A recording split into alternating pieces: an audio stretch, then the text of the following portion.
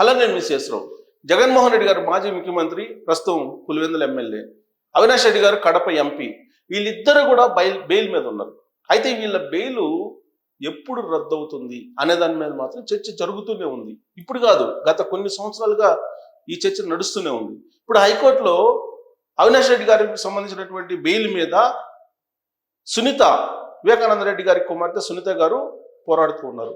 ఆ కేసుకు సంబంధించి సుప్రీంకోర్టు సీరియస్ వ్యాఖ్యలు కూడా చేసింది. ఇవాళ సిబిఐ పిటిషన్ వేసింది, అలాగే సునీతారెడ్డి గారు కూడా పిటిషన్ వేశారు. ఆ రెండు పిటిషన్లు పరిశీలించినటువంటి సుప్రీంకోర్టు ఇప్పుడు మీరు విచారణ ఇంకా చేయాల్సి ఉందా ఈ కేసులో, ఒకవేళ ట్రయల్ రన్ చేసేటప్పుడే ఈ కేసును మళ్ళా విచారిస్తారా, ఇలాంటివన్నీ కూడా ప్రశ్నలు వేయడం జరిగింది. సో ప్రస్తుతానికైతే వాయిదా వేసింది. కానీ బెయిల్ రద్దు చేయండి అని చెప్పి వివేకానంద రెడ్డి గారి కుమార్తె డిమాండ్ చేస్తూ పిటిషన్ వేయడం జరిగింది. సో దీనికి సంబంధించి అవినాష్ రెడ్డి బెయిల్ రద్దు అయ్యే అవకాశం ఉంది, ఆయన అరెస్ట్ అయ్యేటువంటి అవకాశం ఉంది అనేది ఒకటి వినిపిస్తూ ఉంది. సరే, సుప్రీంకోర్టు ఎలా రియాక్ట్ అవుతుంది ఏంటి అనేది మనం చూడాలి. ఎందుకంటే సిబిఐ పిటిషన్ వేసింది, సిబిఐ కూడా, సునీతారెడ్డి గారు కూడా వేశారు. హైకోర్టులో బెయిల్ పిటిషన్ తీసుకొచ్చుకున్నారు, ఇప్పుడు సుప్రీంకోర్టులో సవాల్ చేశారు. సో దీని మీద సుప్రీంకోర్టు పరిశీలిస్తున్నటువంటి క్రమంలో బెయిల్ ఎప్పుడు రద్దు అవుతుంది అనేది ఒక చర్చ జరుగుతుంది. ఇంకా జగన్మోహన్ రెడ్డి గారు, ఆయన కొన్ని సంవత్సరాల తరబడి బెయిల్ మీద ఉన్నారు, దాదాపు 12 సంవత్సరాలు. భారతదేశ న్యాయ వ్యవస్థలో ఇన్ని సంవత్సరాల పాటు బెయిల్ మీద ఉన్నటువంటి కేసు ఏదైనా ఉందని అంటే ఈ కేసు ఒకటి. గతంలో కొన్ని కేసులు ఉన్నప్పటికీ ఈ కేసు ఒకటి అని చెప్తున్నారు, ప్రధానమైనటువంటి కేసు అని చెప్తున్నారు. కిట్వాకో కేసుకు సంబంధించి ఈయన బెయిల్ మీద ఉన్నారు. ఆల్మోస్ట్ ఇప్పటికే 16 నెలలు జైలు జీవితం గడిపారు జగన్మోహన్ రెడ్డి గారు. సరే, ఆ కేసుల్లో వాస్తవాలు ఎంత అవాస్తవాలు ఎంత అనేది తెలియాల్సి ఉంది. కాకపోతే షార్ట్ షీట్లు అయితే వేస్తున్నారు. సిబిఐ కేసులు ఉన్నాయి, ఈడీ కేసులు ఉన్నాయి. ఈ కేసులకు సంబంధించి 43,000 కోట్ల రూపాయలకు సంబంధించినటువంటి షార్ట్ షీట్లు వేస్తున్నారు. దాంట్లో కొన్ని డిశ్చార్జ్ పిటిషన్లు వేస్తున్నారు జగన్మోహన్ రెడ్డి గారు, వాటిని కూడా పరిశీలిస్తున్నారు. ఈ మధ్యకాలంలో ఒక జడ్జి కూడా కామెంట్ చేశారు ఈ కేసుల గురించి, ఇంకా ఎన్ని సంవత్సరాలు ఈ కేసులను విచారిస్తారు అని చెప్పి. అసలు ఈ కేసులు విచారణకు రాగానే లేదా తీర్పు చెప్పడానికి సిద్ధమవుతున్నటువంటి క్రమంలో ఎందుకు బదిలీ అవుతున్నారు, ఇలాంటి కూడా కామెంట్స్ చేశారు. చాలా కామెంట్స్ ఉన్నాయి, చాలా సంబంధించిన న్యూస్ కూడా ఉంది. జగన్మోహన్ రెడ్డి గారి కేసులు అనేది ఒక ప్రత్యేకమైనటువంటి కేసులుగా న్యాయస్థానాల్లో ఉన్నాయి. దీనికి సంబంధించి లండన్లో కూడా ఒక యూనివర్సిటీలో కేస్ స్టడీ కింద తీసుకున్నారనేది కూడా ఒక న్యూస్. అంటే జగన్మోహన్ రెడ్డి గారు మీద ఉన్నటువంటి కేసులు ఏ స్థాయిలో ఉన్నాయి, ఎంత తీవ్రంగా ఉన్నాయి, భారత న్యాయ వ్యవస్థ ఆ కేసుల్ని విచారించడంలో ఎంత జాప్యం జరుగుతుంది, ఇవన్నీ కూడా ఒక కేస్ స్టడీ కింద లండన్ యూనివర్సిటీ తీసుకుందని కూడా ఒక న్యూస్. అయితే జగన్మోహన్ రెడ్డి గారికి సంబంధించినటువంటి కేసుల విషయానికి వస్తే వ్యక్తిగతమైన హాజరుకి ఆయన హాజరు కావాలి, వ్యక్తిగతంగా హాజరు కావాలి ప్రతి శుక్రవారం కూడా.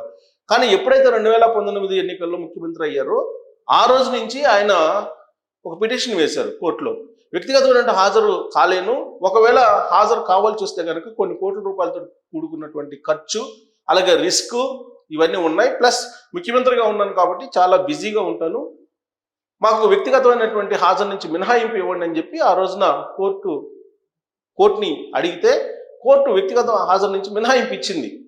కాకపోతే ఇప్పుడు 2024 ఎన్నికల్లో ఆయన ముఖ్యమంత్రి పదవి నుంచి దిగిపోయారు, ఓడిపోయారు. ఆయన ఓడిపోయిన తర్వాత వెంటనే సిబిఐ ఏం చేయాలి, పిటిషన్ వేయాలి.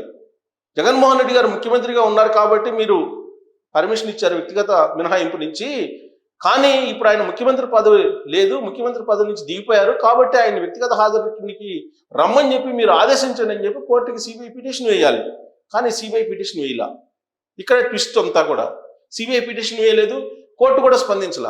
జనరల్గా కోర్టులు స్పందించవు పిటిషన్ వేస్తే తప్ప. కాకపోతే తిరుపతి రఘురామకృష్ణరాజు గారు మాత్రం ఈ కేసులు త్వరితగతిన విచారించండి అని చెప్పి సుప్రీంకోర్టు వరకు పోరాడారు ఆయన. ప్లస్ జగన్మోహన్ రెడ్డి గారు ఇప్పుడున్నటువంటి పరిస్థితుల్లో మధ్యంతర బెయిల్ మీద ఉన్నారు. ఆయన బెయిల్ మీద ఉన్నారు, కండిషన్స్తో కూడిన బెయిల్ మీద ఉన్నారు. కానీ ఆయన సాక్షుల్ని ప్రభావితం చేసేలాగా ఇప్పుడు ఆయన మాటలు ఉన్నాయి, ఆయన యాక్టివిటీ ఉంది.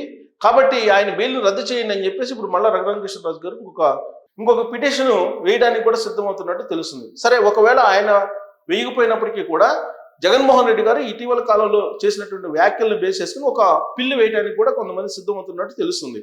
ఏంటి అని అంటే జగన్మోహన్ రెడ్డి గారు పోలీసుల్ని ఈ మధ్యకాలంలో అది మళ్ళీ అధికారంలోకి వస్తే సప్త సముద్రాల అవతల ఉన్నా కానీ తీసుకొచ్చి నేను శిక్షిస్తాను. అలాగే ఎవరైతే కేసులు పెట్టారో పోలీసులు వైఎస్ఆర్ కాంగ్రెస్ పార్టీ వాళ్ళ మీద, వాళ్ళందరినీ శిక్షిస్తాను. కార్యకర్తల మీద కేసులు పెడితే కార్యకర్తల దగ్గర తీసుకొచ్చి సెల్యూట్ కొట్టిస్తాను. ఇలాంటివన్నీ కూడా మాట్లాడుతూ ఉన్నారు.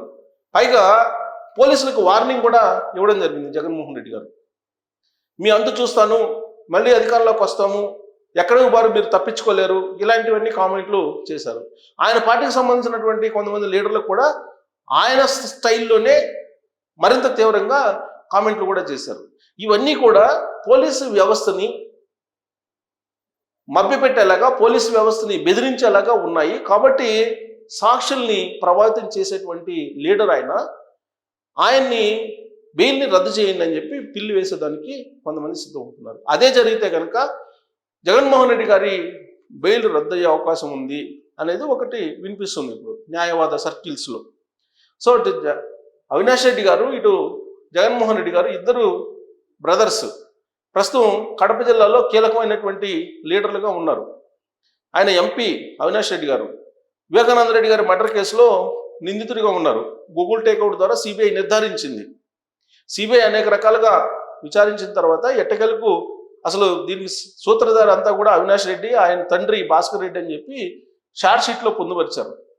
ఆయన్ని అరెస్ట్ చేయడానికి సిబిఐ అధికారులు ప్రయత్నం చేశారు.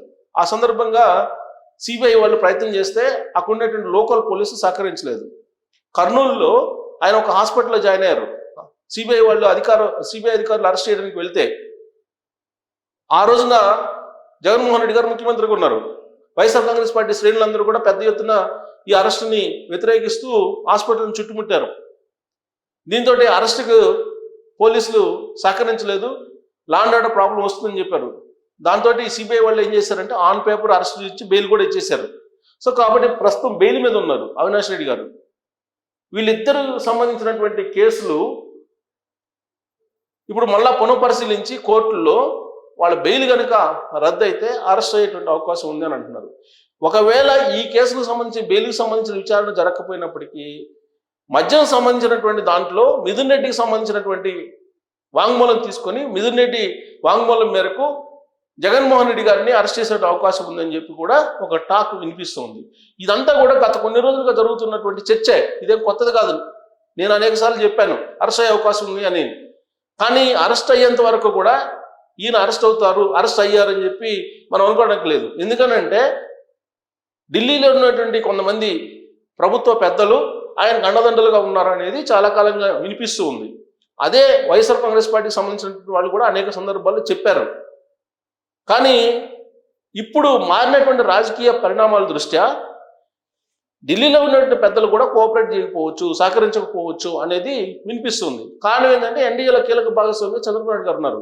ఇప్పటికే అనేక సందర్భాల్లో లోకేష్ గారు కానీ, చంద్రబాబు నాయుడు గారు కానీ, కేంద్ర హోంశాఖ మంత్రి అమిత్ షా గారిని కలవడం జరిగింది. ఈ కలయికలు, మారినటువంటి రాజకీయ పరిణామాలు, లెక్కలకు సంబంధించినటువంటి కుంభకోణం, వీటన్నింటినీ పరిశీలించి ఒక చోట చూస్తే కనుక అరెస్టు జరగవచ్చు అనేటువంటి వాళ్ళ సంఖ్య ఎక్కువగా ఉంది. అవినాష్ రెడ్డి గారి కేసు సుప్రీంకోర్టులో వచ్చింది అని అంటే సుప్రీంకోర్టు ఆర్డర్ ఇస్తే బెయిల్ రద్దు అయిపోతే ఇమీడియట్గా అవినాష్ రెడ్డి గారిని కూడా అరెస్ట్ చేసే అవకాశం ఉందని చెప్పి ఇప్పుడు రాజకీయ వర్గాల్లో జరుగుతున్నటువంటి చర్చ. ఇప్పుడు అవినాష్ రెడ్డి అలాగే మిథున్ రెడ్డి ఇద్దరు వైఎస్ఆర్ కాంగ్రెస్ పార్టీకి సంబంధించినటువంటి ఎంపీలు, పైగా జగన్మోహన్ రెడ్డి గారికి అత్యంత క్లోజ్గా ఉండేటువంటి వాళ్ళు, నమ్మకమైనటువంటి వాళ్ళు. సో వీళ్ళిద్దరిలో ఇప్పుడు మిథున్ రెడ్డి అరెస్ట్ అయ్యారు, అవినాష్ రెడ్డి కూడా అరెస్ట్ అయితే అప్పుడు జగన్మోహన్ రెడ్డి గారి దగ్గరికి వస్తారు. ఈయన్ని కొంచెం లేట్ కావచ్చు అరెస్టు అనేది ఒకటి రాజకీయ వర్గాల్లో, ఢిల్లీ వర్గాల్లో వినిపిస్తుంది. మరి ఇలా అరెస్టులు ఉంటాయా, లేదంటే రాజకీయాలు ఎప్పుడు ఒక రకంగా ఉండవు కాబట్టి ఆల్ ఆఫ్ సడన్గా రాజకీయాలు మారిపోయేటువంటి అవకాశం ఉందా, సేఫ్ సైడ్గా వీళ్ళు బయటనే ఉంటారా?